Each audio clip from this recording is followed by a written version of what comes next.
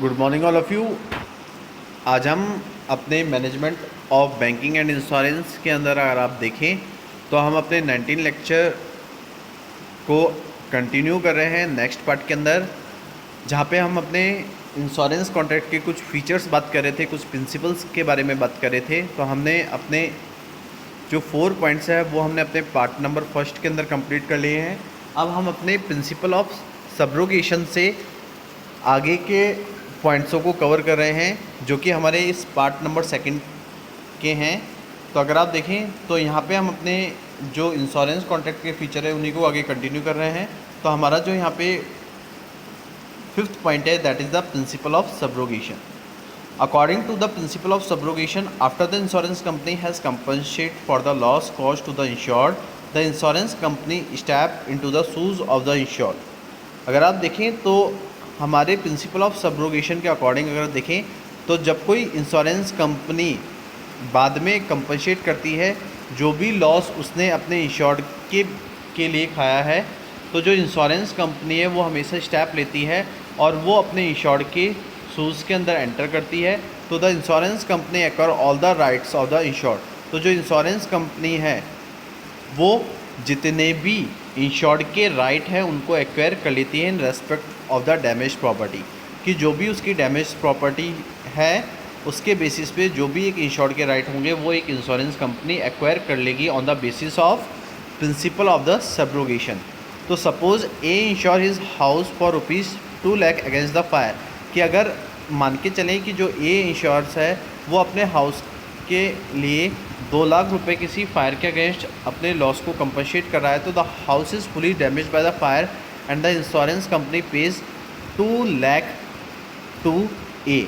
तो अगर हाउस अगर हाउस हमारा पूरा फायर से डैमेज हो गया है तो इंश्योरेंस कंपनी उसको 2 लाख रुपए ए को पे करेगी।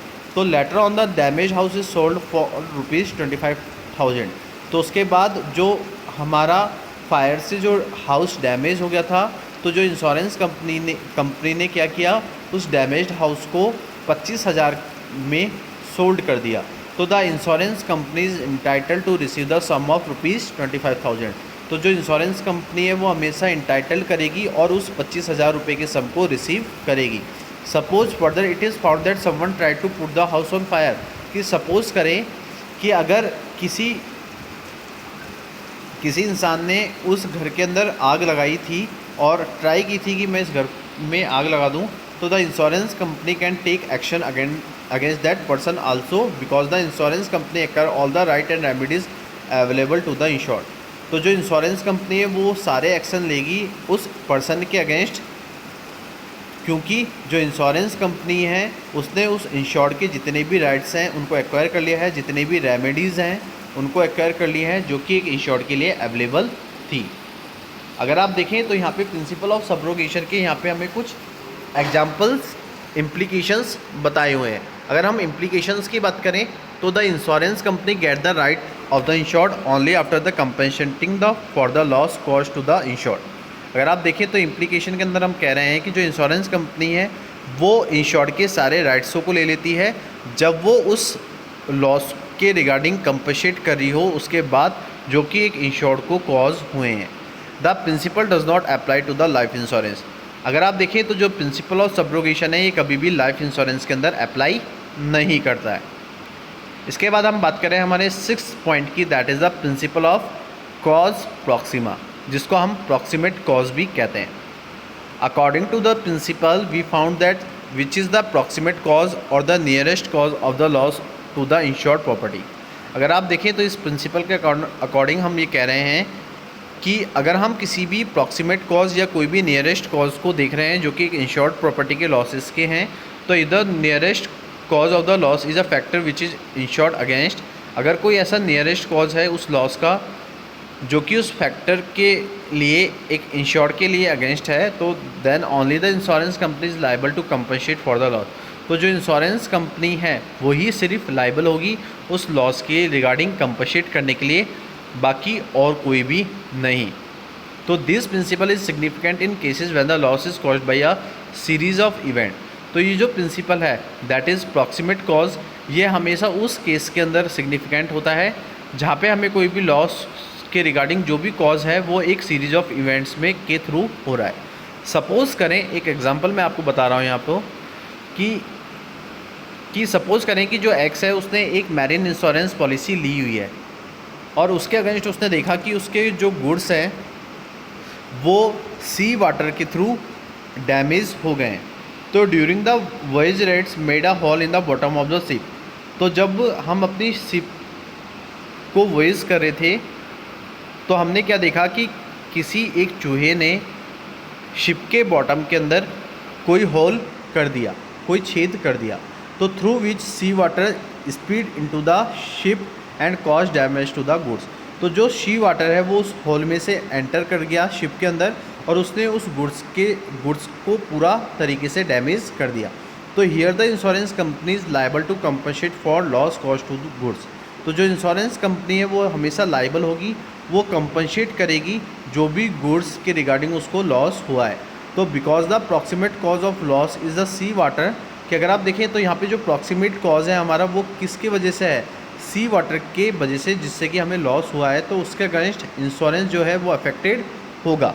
तो making of a hole in the bottom of the ship by the rat is only the remote cause of the loss. अगर आप देखें तो जो भी होल हमारे शिप के बॉटम में हुआ था रैट के थ्रू, वो हमेशा किसके थ्रू हुआ है, तो आप देखेंगे कि वो एक तरीके का रिमोट कॉज है हमारे उस लॉस का। इसके बाद अगर आप देखें तो हमारा नेक्स्ट जो प्रिंसिपल है, लास्ट जो फीचर है, that is the principle of mitigation of loss. अगर आप देखें तो मिटिगेशन का मीन्स क्या होता है, mitigation means making something less harmful. तो according to this principle of mitigation of loss, it is the duty of the insured to take all possible steps to minimise the loss cause to the property covered by the insurance policy.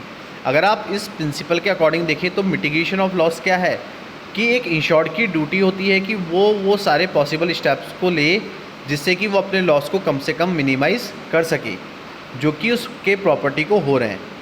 और अगर आप देखें तो अगर आप किसी भी property के लॉस को बहुत कम से कम कर रहे हैं, उसके लिए कोई पॉसिबल स्टेप्स ले रहे हैं जो कि एक इंश्योरेंस पॉलिसी ने कवर किया है, तो you should behave as a prudent person and must not become a careless after taking the insurance policy. तो आप एक तरीके के प्रूडेंट पर्सन होंगे, आपका जो बिहेवियर होगा वो एक तरीके के प्रूडेंट पर्सन का होगा, क्योंकि आपके अंदर कोई भी तरीके की केयरलेस चीज़ नहीं है जब आपने उस इंश्योरेंस पॉलिसी को लिया था। तो suppose a house is insured against the fire and fire breaks out. अगर सपोज़ करें कि आपका हाउस जो कि एक इंश्योर्ड का है वो किसी फायर के अगेंस्ट या किसी फायर ब्रेकआउट हो गया है, तो owner must immediately inform the fire brigade department and do each and everything to extinguish fire.